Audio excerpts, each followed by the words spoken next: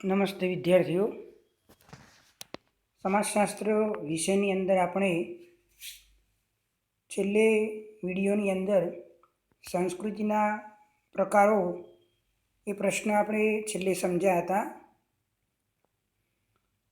તો એમાં આપણે જોયું હતું કે સંસ્કૃતિના કુલ 2 પ્રકારો છે, ભૌતિક સંસ્કૃતિ અને અભૌતિક સંસ્કૃતિ.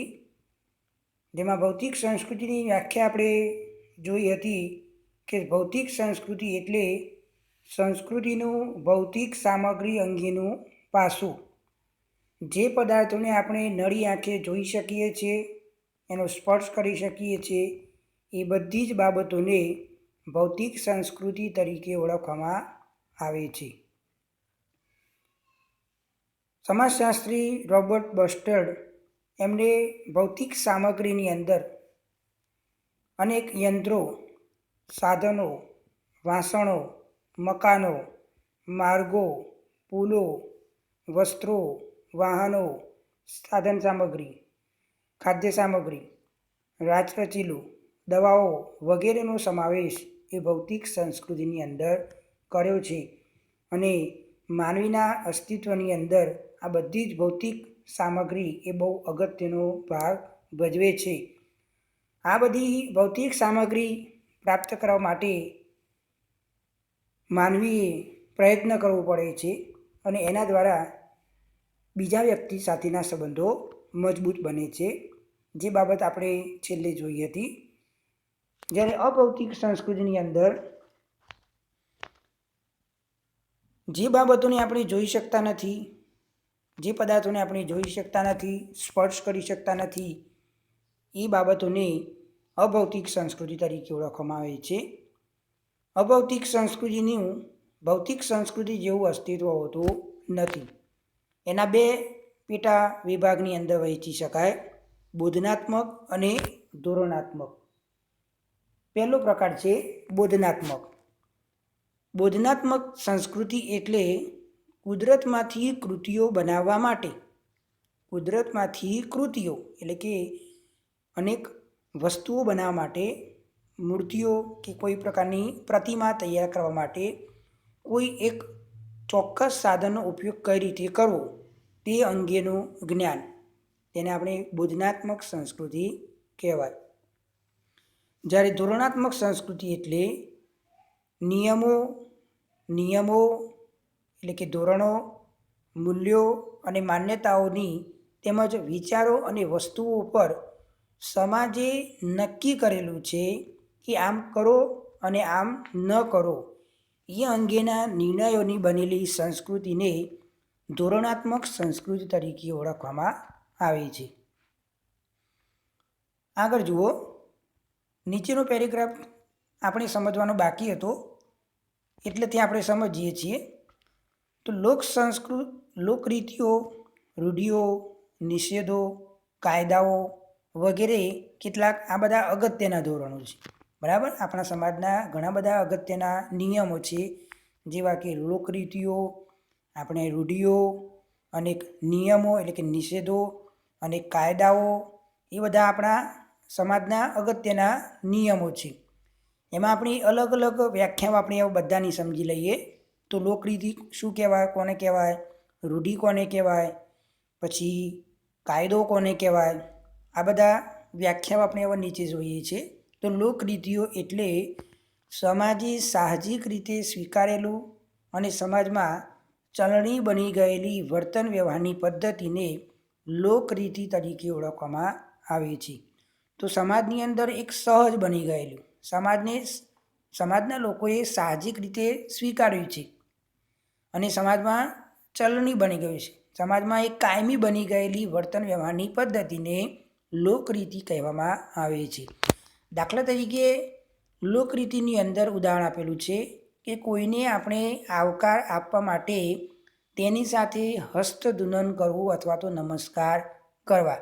આપણા ઘરે કોઈ મહેમાન આવો તો આપણે એ મહેમાનને આપણે આવકારો આપીએ છીએ કે આવો, અને આપણે આવકારો દઈ અને પછી હસ્તધૂનન એટલે કે હાથ મિલાવીએ છીએ. એ વ્યક્તિના સાથે આપણે હાથ મિલાવીએ છીએ અને આપણે એમને નમસ્કાર પણ કરતા હોઈએ છીએ. તો આને શું કહેવાય? લોકરીતિ કહેવાય. જે આપણા સમાજની અંદર લોકોએ સહજ રીતે સ્વીકાર્યું છે. આ બાબતને સમાજની અંદર કાયમી બની ગયેલી આ વર્તન વ્યવહારની પદ્ધતિ તરીકે ઓળખવામાં આવે છે. બીજો મુદ્દો છે રૂઢિઓ. તો રૂઢિઓ એટલે એવી લોકરીતિઓ કે જેમને લોક કલ્યાણની દ્રષ્ટિએ અને સમાજની નીતિમત્તાની જાળવણીની દ્રષ્ટિએ, ધ્યાન રાખજો, લોકરીતિઓ કે જેમને લોક કલ્યાણની દ્રષ્ટિએ અને સમાજની નીતિમત્તાની જાળવણીની દ્રષ્ટિએ ખૂબ જ અગત્યનું મહત્ત્વ આપવામાં આવે છે, જેને આપણે રૂઢિઓ તરીકે ઓળખવામાં આવે છે. તો લોકરીતિ એવી છે, રૂઢિઓ એવી બાબત છે કે લોકરીતિઓની કે જેમને લોક કલ્યાણની દ્રષ્ટિએ, લોકોના કલ્યાણની દ્રષ્ટિએ, સમાજની નીતિમત્તાની જાળવણીની દ્રષ્ટિએ, સમાજની નીતિમત્તા એટલે કે નીતિ નિયમોની જાળવણીની દ્રષ્ટિએ ખૂબ જ અગત્યનું મહત્ત્વ આપવામાં આવતું હોય છે. દાખલા તરીકે ભાઈ બહેનના લગ્ન. સ્વાભાવિક રીતે આપણે જાણીએ છીએ કે સગા ભાઈ બહેનના લગ્ન એ થઈ શકતા નથી. તો ભાઈ બહેનના લગ્નને અનૈતિક ગણવાનું ધોરણ સમાજે સ્વીકારેલી આ એક રૂઢિ છે. આ બંને સંબંધો એવા છે કે જે લોહીનો સંબંધ છે ભાઈ બહેનનો, અને બંને વચ્ચેના લગ્ન એ અનૈતિક ગણાય છે, જે અવ્યવહારુ ગણાય છે. તો એ અંગેનું ધોરણ એ આપણા સમાજની અંદર એ આ રૂઢિ આપણી સમાજે સ્વીકારેલી છે. ત્રીજી વ્યાખ્યા જુઓ, કાયદો. તો કાયદો એટલે રાજ્યની અદાલતે સ્વીકારેલા, આપણી રાજ્ય સરકાર, તો રાજ્યની અદાલતે સ્વીકારેલા, અધઘટાવેલા અને નિશ્ચિત પરિસ્થિતિને લાગુ પાડેલા નિયમો. નિશ્ચિત પરિસ્થિતિ, ચોક્કસ પરિસ્થિતિને લાગુ પાડેલા નિયમો, ધોરણોને કાયદો તરીકે ઓળખવામાં આવે છે. દાખલા તરીકે ભારતની અંદર 1954નો સ્પેશિયલ મેરેજ એક્ટ ઘડાયો. યાદ રાખજો, અંડરલાઈન કરો.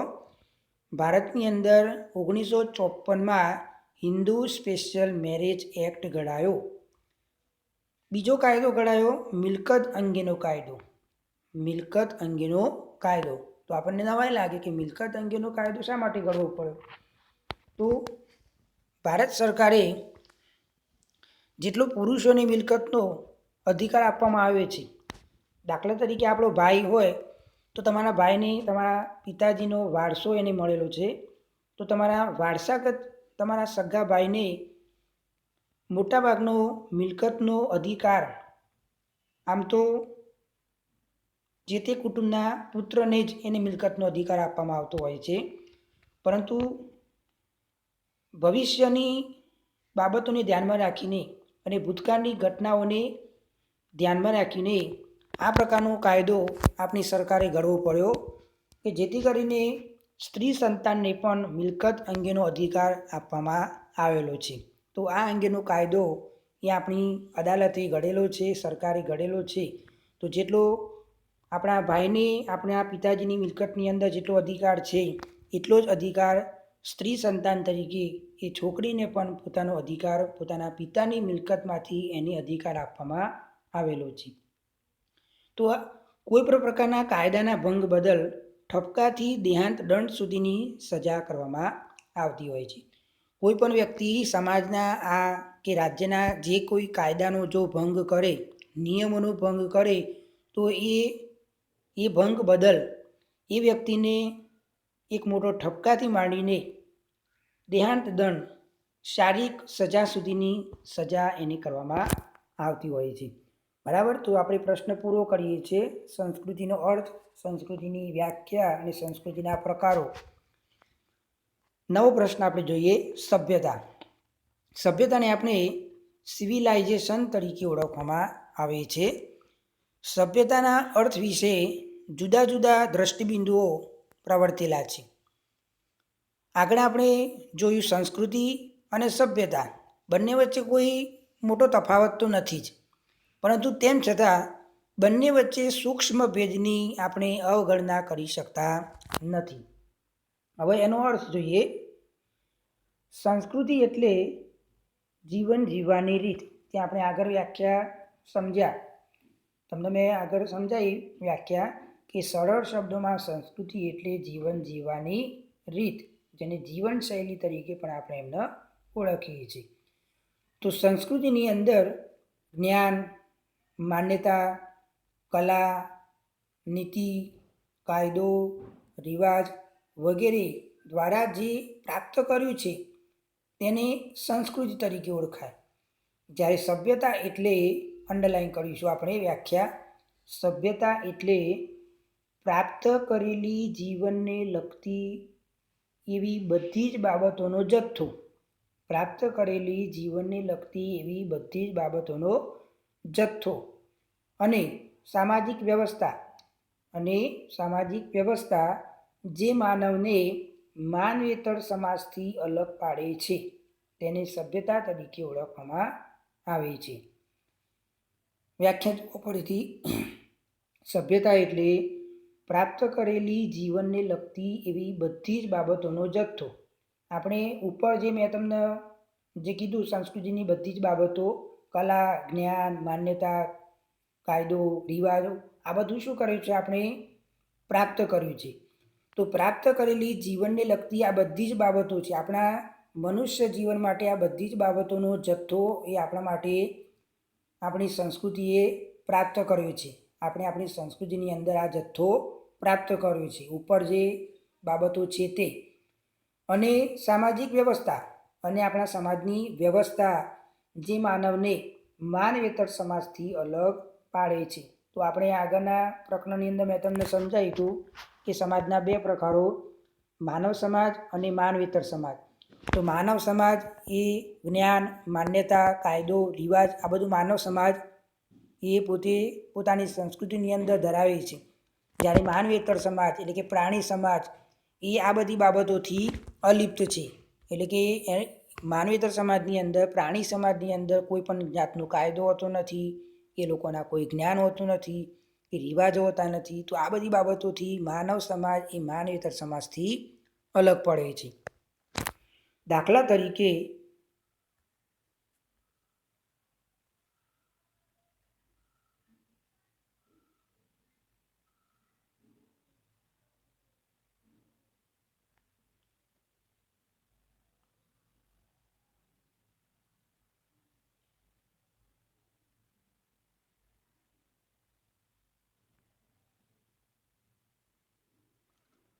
તરીકે સિંધુ ખીણની સભ્યતાની સંસ્કૃતિ, જે આપણે આગળના ધોરણની અંદર આપણે ભણી ગયા છીએ. સિંધુ ખીણની સંસ્કૃતિ, હડપ્પીયન સંસ્કૃતિ, સભ્યતાની સંસ્કૃતિ, મોહેંજો-દડોની સભ્યતાની સંસ્કૃતિ. તો આ બધી સંસ્કૃતિનો અભ્યાસ આપણે આગળના ધોરણની અંદર ભણી ગયા છીએ. હવે સંસ્કૃતિ અને સભ્યતા વચ્ચેનો તફાવત રજૂ કરતા સમાજશાસ્ત્રી માઇકાય એ કહે છે કે સમાજના મૂલ્યાત્મક સર્જનો એ આપણી સંસ્કૃતિ કહી શકાય. મૂલ્યાત્મક સર્જનો, તો આપણા મૂલ્યાત્મક સર્જનોની અંદર શું છે? આપણી સંસ્કૃતિની અંદર સાહિત્ય, જેનું મૂલ્યનું સર્જન, મૂલ્યાત્મક સર્જન એટલે કે ઉત્પાદન આપણે કરેલું છે. સાહિત્ય આપણે મનુષ્યએ જ ઘડેલું છે. શિલ્પ સ્થાપત્ય જે આપણે કરી શકીએ છીએ. કલા, જુદા જુદા પ્રકારની કલા આપણે રજૂ કરી શકીએ છીએ, એનું સર્જન આપણે કરી શકીએ છીએ. તો આપણે જે છીએ તે સભ્યતા છે, અને આપણી પાસે જે છે તે સંસ્કૃતિ તરીકે ઓળખવામાં આવે છે. આગળ જુઓ. હવે સભ્યતાની પ્રક્રિયાથી નિશ્ચિત હેતુઓ સિદ્ધ કરવા માટેની રીતોનો વિકાસ એ થતો હોય છે. તો આ પણ વ્યાખ્યા તમે લખી શકો છો. સભ્યતા એટલે શું? તો સભ્યતા એટલે નિશ્ચિત હેતુઓ સિદ્ધ કરવા માટેની રીતોનો વિકાસ. નિશ્ચિત, સમજો કા, સભ્યતા એટલે ચોક્કસ હેતુ સિદ્ધ કરવા માટે, ચોક્કસ નક્કી કરેલો આપણો હેતુ, જે આપણે ઉદાહરણ જોઈએ છીએ આગળ, નક્કી કરેલો હેતુ સિદ્ધ કરવા માટે, નક્કી કરેલો આપણો હેતુને પૂર્ણ કરવા માટે, સિદ્ધ કરવા માટેની રીતો, સિદ્ધ કરવા માટેની રીતનો જે વિકાસ થાય, રીતોનો જે વિકાસ થયો છે એને સભ્યતા તરીકે ઓળખવામાં આવે છે. દાખલા તરીકે, હવે આપણે ઉદાહરણ જોઈશું, વ્યાખ્યા આપણે ઉપર જોઈ. ઉદાહરણ, દાખલા તરીકે પ્રાચીન સમયમાં માણસો અગ્નિ સળગાવવા માટે પથ્થરોનો ઉપયોગ કરતા હતા. જે આપણે જાણીએ છીએ કે પહેલાંના સમયગાળાની અંદર માણસો એટલે કે આદિમાનવ જ્યારે હતો ત્યારે એ આદિમાનવ પોતાનું માંસ કાચું ખાતો હતો, પરંતુ બે પથ્થરો અથડાયા અને એ પથ્થરો અથડાવાથી અગ્નિ પેદા થયો, બરાબર. અને એ અગ્નિ પેદા થયો જેથી કરીને એ પોતે કાચું માંસ એ શેકીને એટલે કે પકવીને ખાવા લાગે. તો પહેલાંના સમયગાળાની અંદર માણસો અગ્નિ સળગાવવા માટે પથ્થરોનો ઉપયોગ કરતા હતા. બે પથ્થરોનો ઉપયોગ કરવામાં આવતો હતો. જ્યારે આધુનિક સમયગાળાની અંદર, અત્યારના હાલના સમયગાળાની અંદર આપણે જો અગ્નિ પ્રાપ્ત કરવો હોય તો આપણે દીવાસળી કે લાઇટરનો આપણે ઉપયોગ કરીએ છીએ. અહીં પથ્થર અને દીવાસળી એક સાધન તરીકે વપરાય છે. હવે ધ્યાન રાખજો, પથ્થર અને દીવાસળી શું છે? સાધન છે. એક સાધન તરીકે આપણે એનો ઉપયોગ કરીએ છીએ. અને અગ્નિ જે પેદા થાય છે, અગ્નિ પેદા થાય એ આપણું શું છે? ઉદ્દેશ છે. કોઈ પણ સંજોગોમાં આપણે અગ્નિ પેદા કરવો છે તો અગ્નિ એ એનો ઉદ્દેશ છે. આમ અગ્નિ પ્રગટાવવા માટે પથ્થરોમાંથી દીવાસળીનો વિકાસ થયો અને આ વિકાસમાંથી માનવીએ મેળવેલો સંતોષ તેને સભ્યતા તરીકે ઓળખવામાં આવે છે, બરાબર. તો અગ્નિ પ્રગટાવવા માટે પથ્થરોમાંથી દીવાસળીનો વિકાસ થયો અને આ વિકાસમાંથી માનવીએ મેળવેલો સંતોષ તેને સભ્યતા તરીકે ઓળખવામાં આવે છે.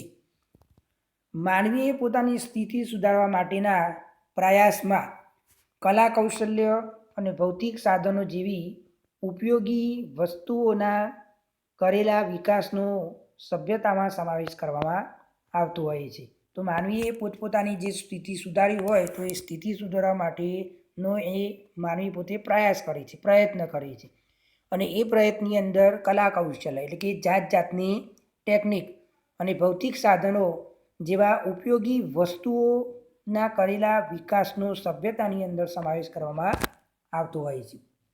હવે આગળ જુઓ, સભ્યતાનું કાર્યક્ષેત્ર. તો સભ્યતાનું કાર્યક્ષેત્ર એ બે વિભાગોમાં વિભાજિત કરવામાં આવે છે. તો પરીક્ષાની અંદર પ્રશ્ન પૂછાય છે કે સભ્યતાનું કાર્યક્ષેત્ર કયા બે વિભાગોમાં વિભાજિત કરવામાં આવે છે? તો એક યાંત્રિક સંગઠન અને બીજો છે સામાજિક સંગઠન. તો બંને આપણે મુદ્દાઓ અલગ અલગ સમજવાના છે. તો યાંત્રિક સંગઠનમાં ભૌતિક તથા ટેકનિકલ સાધનોનો સમાવેશ કરવામાં આવે છે. સમજો, યાંત્રિક એટલે યંત્રથી ચાલતા સાધનો, જેમાં કયા સાધનો? ભૌતિક સાધનો અને ટેકનોલોજીકલ સાધનો. જે આપણે ભૌતિક રીતે એ સાધનોને આપણે જોઈ શકીએ છીએ, એનું સ્પર્શ કરી શકીએ છીએ અને એનો આપણે વપરાશ કરી શકીએ છીએ. તો આ ભૌતિક સાધનો અને ટેકનોલોજીકલ સાધનોનો સમાવેશ કરવામાં આવે છે. દાખલા તરીકે વાહન વ્યવહારના સાધનો, બરાબર. દાખલા તરીકે બાઇક અથવા તો ગાડી.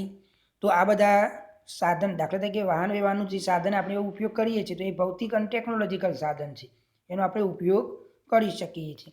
એ જ રીતે ટેલિવિઝન, ગાડી, પછી પંખો, રસ્તા, રેલવે વગેરેનો સમાવેશ એ યાંત્રિક સંગઠનની અંદર કરવામાં આવે છે. બીજું છે સામાજિક સંગઠન. તો સામાજિક સંગઠનની અંદર માણસનું વર્તન, વ્યવહાર અને પ્રગતિનું નિયમન કરવાનું કાર્ય એ સામાજિક સંગઠન એ પોતે કરે છે. તો સામાજિક સંગઠન એ કયું કાર્ય કરે છે? તો સામાજિક સંગઠન માણસનું વર્તન, વ્યવહાર અને પ્રગતિનું નિયમન કરવાનું કાર્ય એ સામાજિક સંગઠન કરે છે. સામાજિક સંગઠનની અંદર જુદા જુદા કુટુંબો, અનેક સમૂહો, વર્ગ વ્યવસ્થા, જ્ઞાતિ, સામાજિક આંદોલનો વગેરે જેવી સામાજિક અને આર્થિક સંસ્થાઓનો સમાવેશ એ સામાજિક સંગઠનની અંદર કરવામાં આવતો હોય છે. તો પ્રશ્ન આપણે પૂરો કરીએ છીએ. સભ્યતાનો અર્થ, સભ્યતાની વ્યાખ્યા અને સભ્યતાનું કાર્યક્ષેત્ર. આ પ્રશ્ન આપણે સમજ્યા. એ પ્રશ્ન તમારે લખવાનો નોટબુકની અંદર. આગળનો પ્રશ્ન આપણે હવે જોઈએ છીએ, સામાજિકીકરણ એટલે શું? જેને આપણે અંગ્રેજીમાં સોશિયલાઇઝેશન તરીકે ઓળખવામાં આવે છે. એમાં આપણે સામાજિકીકરણની વ્યાખ્યા સમજી અને પછી સામાજિકીકરણના વાહકો એટલે કે એની એજન્સીઓ, એ પ્રશ્ન આપણે ખાસ સમજવાનું છે. પરીક્ષાની અંદર એ પ્રશ્ન વારંવાર, મોટા પ્રશ્નોની અંદર એ પ્રશ્ન વધુ પૂછાય છે, એટલે તમારે એ પ્રશ્ન ખાસ તૈયાર કરવાનો છે. તો આપણે સામાજિકીકરણની પહેલાં તે વ્યાખ્યા આપણે સમજી લઈએ. ઉપર જે નાની વ્યાખ્યા તમને સમજાવી છે પહેલાં જ પેરેગ્રાફની અંદર, એ વ્યાખ્યા તમારે ખાસ તૈયાર કરવાની છે, કારણ કે પરીક્ષાની અંદર તમારે આ વ્યાખ્યા વધુ પૂછાય છે અને આ વ્યાખ્યા બહુ સહેલી વ્યાખ્યા છે. તો જુઓ, સામાજિકીકરણ એટલે સમાજની રચના કરવા માટે માનવ સંબંધો અતિ આવશ્યક છે. આ સંબંધો માનવીના બાળપણથી શરૂ થાય છે અને માનવીના જીવનના અંત સુધી ચાલુ રહે છે. આ સંબંધોની વિકસતી પ્રક્રિયાને સામાજિકીકરણ તરીકે ઓળખવામાં આવે છે. તો આ વ્યાખ્યા આપણે ખાસ તૈયાર કરી દેવાની છે. સમાજની વ્યાખ્યા સમજી લઈએ આપણે. સમાજની રચના કરવા માટે માનવ સંબંધો અતિ આવશ્યક છે. જો આપણે સમાજની રચના કરવી હોય તો માનવ સંબંધો એ બહુ આવશ્યક, અતિ આવશ્યક છે. માનવ સંબંધો ઊભા થાય છે ત્યારે આપણી સમાજની રચના થઈ શકતી હોય છે. એ બહુ સ્વાભાવિક બાબત છે. હવે આ સંબંધો એટલે કયા સંબંધો? આ માનવ સંબંધો માનવીના બાળપણથી શરૂ થાય છે. બાળપણથી એટલે કે બાળક જન્મે છે એના નાનપણથી આ સંબંધો શરૂ થાય છે અને માનવીના જીવનના અંત સુધી આ સંબંધો ચાલુ રહે છે. જીવનના અંત સુધી, જ્યાં સુધી મૃત્યુ પામે છે ત્યાં સુધી આ માનવ સંબંધો એ માનવીના જીવનના અંત સુધી એ ચાલુ રહે છે. તો આ માનવ સંબંધોની વિકસતી પ્રક્રિયાને સામાજિકીકરણ તરીકે ઓળખવામાં આવે છે. બીજા અર્થમાં વ્યક્તિની શીખવાની પ્રક્રિયાને, બીજી એક સરળ વ્યાખ્યા છે. વ્યક્તિની શીખવાની પ્રક્રિયા, વ્યક્તિ બાળપણથી માંડીને જીવનના અંત સુધી એ નિરંતર શીખતો હોય છે, એટલે કે શીખવાની પ્રક્રિયા સતત ચાલતી હોય છે. તો વ્યક્તિની શીખવાની પ્રક્રિયાને સામાજિકીકરણની પ્રક્રિયા તરીકે ઓળખવામાં આવે છે. હવે જુઓ આગળ સામાજિકીકરણનો અર્થ. સામાજિકીકરણ એક પ્રક્રિયા છે. સામાજિકીકરણ એ નિરંતર ચાલતી શીખવાની પ્રક્રિયા છે.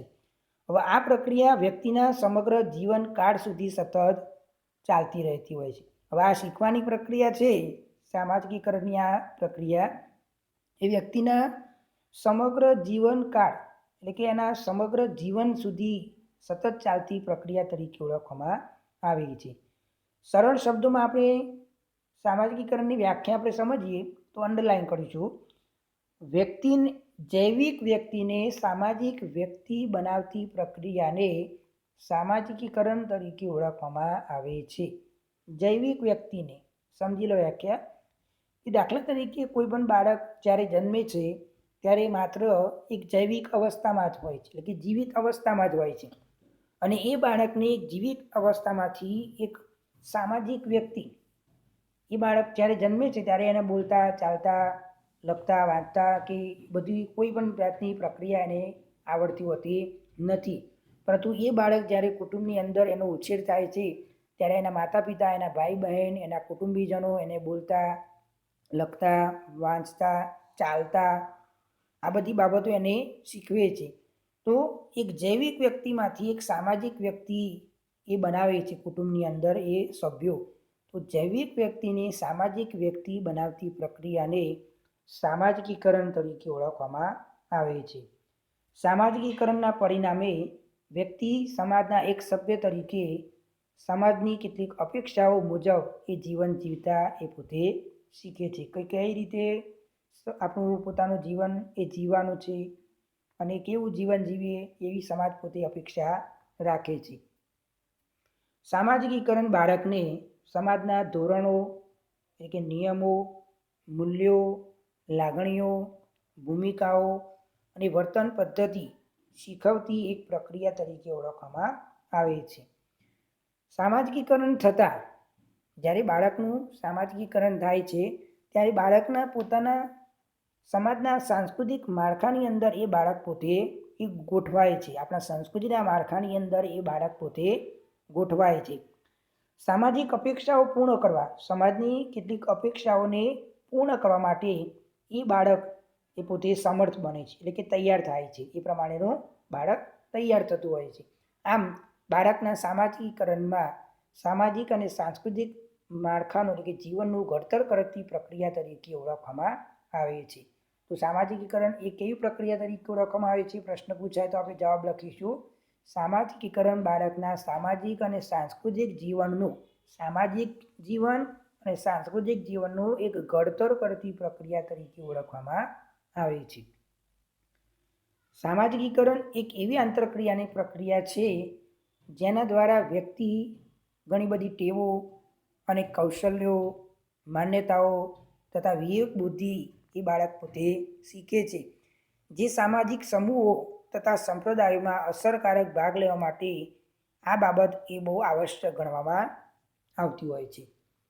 સામાજિકીકરણ વિના સમાજ એની મેળે ચાલુ રહી શકતો નથી, અથવા તો સંસ્કૃતિ પણ અસ્તિત્વ ધરાવી શકતી નથી. તો આપણે સામાજિકીકરણનો અર્થ વિશે સમજ્યા. હવે એની વ્યાખ્યાઓ આપણે જોઈએ.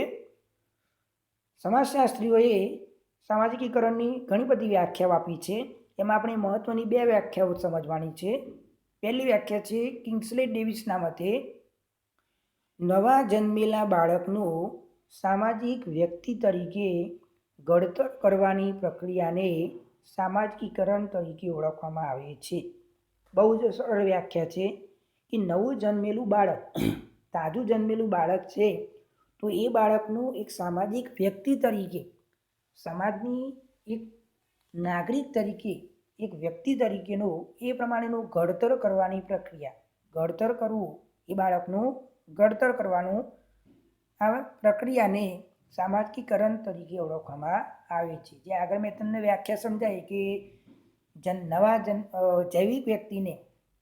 જૈવિક વ્યક્તિને એક સામાજિક વ્યક્તિ તરીકે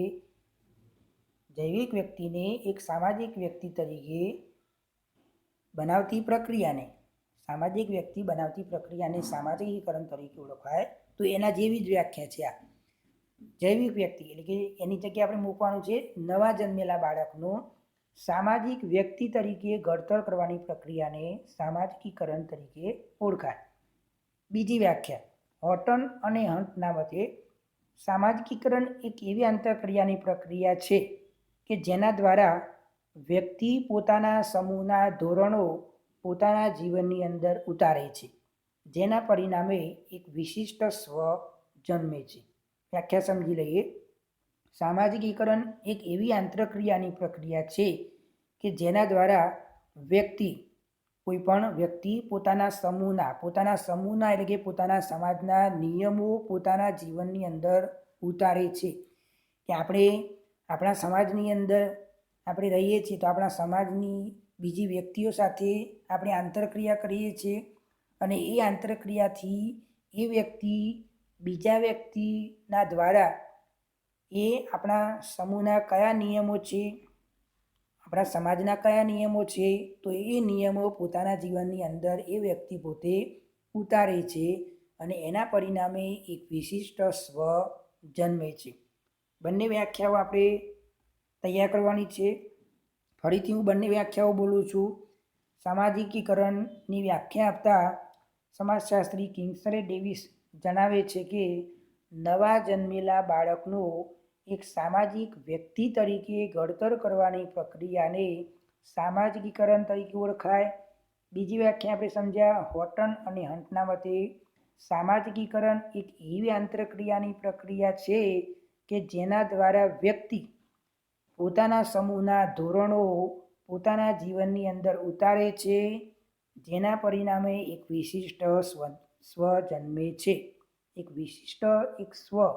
વિશિષ્ટ વ્યક્તિ તરીકેનું વ્યક્તિત્વ એ ઊભું થાય છે, જેને આપણે સામાજિકીકરણ તરીકે ઓળખવામાં આવે છે. હવે સામાજિકીકરણ જે વાહકો જે છે એ પ્રશ્ન હવે પછીના બીજા વિડીયોની અંદર આપણે એ પ્રશ્ન સમજીશું. એમાં વાહકોની અંદર કુલ 4 વાહકો સમજવાના છે આપણે: કુટુંબ, મિત્ર જૂથ, શાળા અને સમૂહ માધ્યમો. તો આટલે સુધી આપણે રાખીએ છીએ. સ્વાધ્યાયની અંદર આપણે મેં તમને પહેલો પ્રશ્ન લખવા આપ્યો હતો, સંસ્કૃતિની વ્યાખ્યા આપી ઉદાહરણ સહિત સમજાવો. આજે આપણે બીજો એક પ્રશ્ન લખવાનો છે, પ્રશ્ન 2નો સ્વાધ્યાય. આપણે આડું લખાશે, પ્રશ્નો ગમે તેમ લખાશે તો ચાલશે, પણ આપણે સ્વાધ્યાય એ પ્રમાણે લખતા રહેવાનું છે. પ્રશ્ન 2નો પહેલો પ્રશ્ન 2 કયો છે? નીચેના પ્રશ્નોના મુદ્દાસર જવાબ લખો. એમાં પહેલો પ્રશ્ન છે, સભ્યતાનો અર્થ સ્પષ્ટ કરી તેનું કાર્યક્ષેત્ર સમજાવો. એ પ્રશ્ન તમારે લખવાનો છે આજે. અને બીજો પ્રશ્ન છે પ્રશ્ન 3નો પહેલો પ્રશ્ન, ટૂંકમાં જવાબ લખો. પહેલો પ્રશ્ન છે, સભ્યતાની વ્યાખ્યા આપો. અને બીજો પ્રશ્ન તમારે લખવાનો છે, ભૌતિક સંસ્કૃતિ એટલે શું? તેમાં કઈ કઈ બાબતોનો સમાવેશ કરવામાં આવે છે? તો આટલા 3 પ્રશ્નો તમારે લખવાના છે. કયા 3 પ્રશ્નો? પ્રશ્ન 2નો પહેલો પ્રશ્ન અને પ્રશ્ન 3નો પહેલો અને બીજો પ્રશ્ન. આ બંને પ્રશ્નો તમારે લખવાના છે. નેક્સ્ટ વિડીયો આપણે આવતા સોમવારે મોકલીશું. ત્યાં સુધી આપણે આટલે સુધી રાખીએ છીએ. આભાર.